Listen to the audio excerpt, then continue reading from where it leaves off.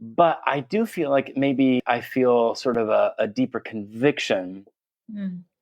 that as church leaders, we should ask God to make us wise to know how to do Mm. less, Mm-hmm. how to do fewer things. And I know this goes against so many of our instincts, especially if we have ambitions and energy and the poor are many and they're always with you. But what does it mean to be like Jesus, who in fact did not go to every town, Mm-hmm. did not heal Yeah. everybody, did not preach to every community, did not minister to all the peoples equally.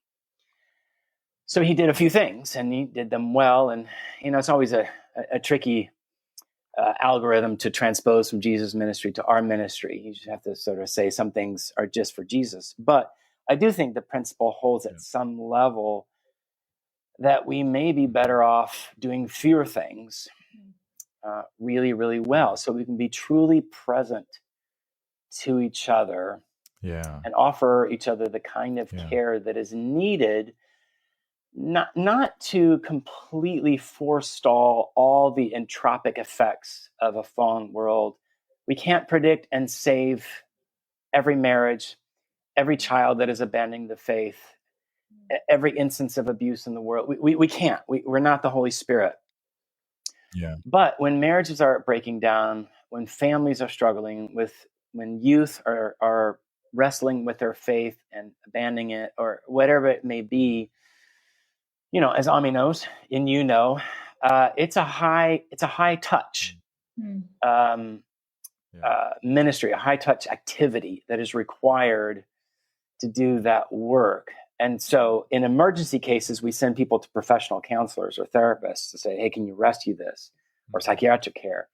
But what does it mean for us to pull back in time and say, if we slowed down and did less, how might we increase each member of our community's capacity to minister to one another in thoughtful, careful, Jesus-y kinds of ways, so that in one sense, not as church leaders, we're not dispensable, but we are not required to be on hand everywhere, that we need to be. Yeah. But we're doing less.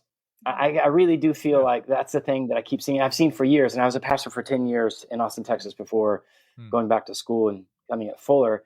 So I think that's the thing I always wrestled with. My instincts were more, more, more. It's always exciting. We're going to do great things for God. Yeah. But I kept seeing people just slowly topple over the edge. And because I was go, I was like a 90-mile-an-hour car going through a neighborhood street. I just couldn't see all these things happening in real time.